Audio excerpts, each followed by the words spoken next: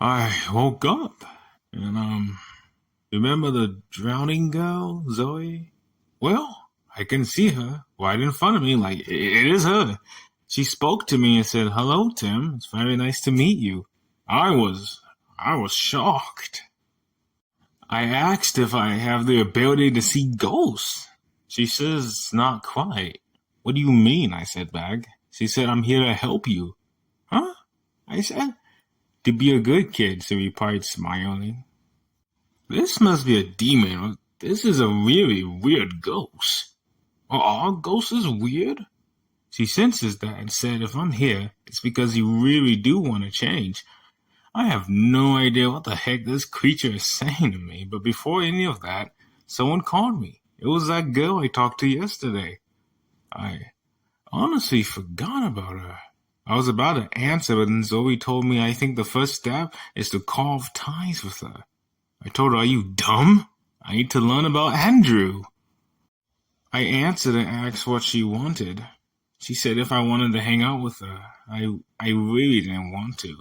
But it is for revenge. Zoe, or whatever she is, said, "What makes you think that this will go well for you?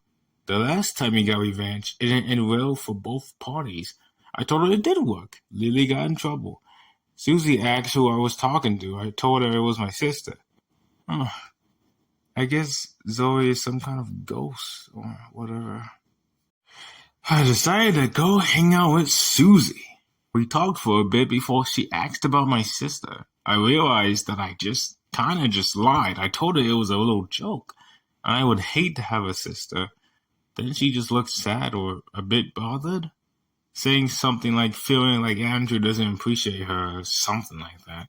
I gotta be careful how to use her. I could end up being a ghost. Nah, she's too weak to kill me. Then she said I was the only one that she could count on. I told her that I am the only one she can rely on. Oh, this girl's really easy. Zoe said stop being rude and tell her. I didn't know ghosts can read thoughts. That's gonna be annoying. Maybe the only reason why it's so boring is because we're doing nothing. So I told her if she wanted to watch a movie or something. She nods and pats her pockets and said she has money for her parents to buy stuff for his brother. Sorry, her brother. But I brought the money with me today. Huh. Maybe this will be fun. So he kept bugging me to break up with her. But to be honest, she can't really do anything. She's just a ghost. But anyway, we bought popcorn and drinks and watched the movie. The movie was lame. We got out of the movie theater. She asked me I'll come in and hold her hand. Excuse me? I thought. Is she really that lonely? Zoe said that's a good reason to break up with her. She needs a friend, not a liar. She was getting really annoying. Was she sent here to haunt me or something? I asked her what her brother likes and dislikes. She said he likes that bench, he likes clowns, and he likes toys. Next, she said that he hates candy and soda.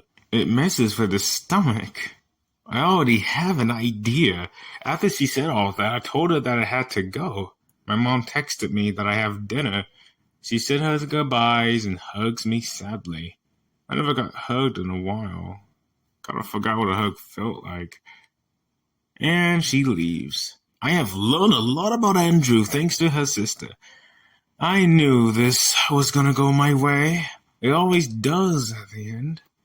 When we headed home, Zoe said, "Is this what you really want? Do you not think that there are other ways to go about this?" I asked her why she was haunting me, and she looked confused. Then I said that she died drowning and she was Sam's daughter. She just smiled at me. Then she said, "You want me here, not only to help, but to also be your friend." I told her to stop speaking weirdly and tell me why. She said, "I am in your head, a part of you, that even through all the darkness and hatred, there is still a part of you that wants to be good, trying to be loved and cared for, just like how your brother treated you with respect." I still don't know what she was trying to tell me, but what she said was something. This was getting too weird, so I told her to not bother me for a little. She said, just remember when I told you. And she vanished just like it was nothing. I really do hope that was a one-time thing. Now I can focus on Andrew, that dumb kid. So I made a nice present for him, but I wasn't going to give it to him today. That would be suspicious. So I decided to go outside just to chill. Then I saw Mia walking past my house. I don't know if Mia knew where I lived. Now that I'm thinking about it, I haven't really gotten close to Mia more than Susie. So I decided to go talk to her. I said hi to her. She turned around and looked at me. She said, "Hey, Tim, I didn't know you lived here." I told her if she wanted to hang out. She said, "The things I said about Lily, was that true?" I said, "Yep." Everything was true, but before I get to say anything, she slapped my face and said, even if that was true, you didn't have the right to read her secrets. Not only that, but you read them out loud to the whole school. Why did you do that? She said.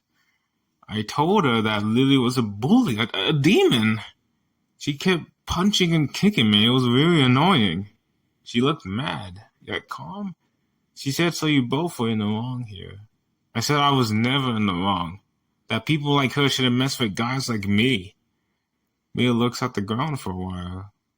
Looks like she was thinking. Then she looked back at me and said, you guys should apologize to each other and apologize to Harry. Harry? I said. She said, yes, Harry. You may not know this, but Harry thinks of you as his best friend. He really looks up to you. Before she was about to leave, she said, people can change, it's possible. Then she walked away. I never knew Mia could get mad at all. She was always the nice one. I think that was the only time we ever had a conversation. That was nice. I'm honestly not going to apologize to Lily. She's a jerk. But anyway, it was night, so I went to sleep. I can't wait to make Andrew pay.